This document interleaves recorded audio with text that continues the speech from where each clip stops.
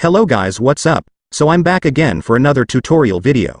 So in this video, I will gonna show you how you can see your public IP address, so if you are interested then keep on watching.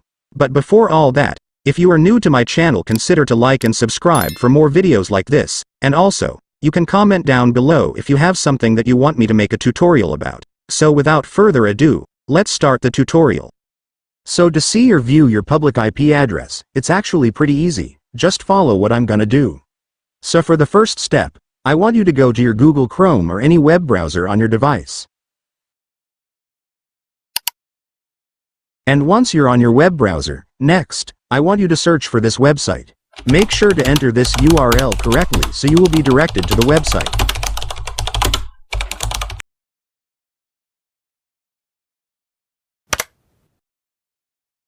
And once you're on the website, it's done. You will now see your public IP address right here beside the IPv4 section, but sorry guys, I have to censor mine for privacy, but in your case, you will see yours just right here.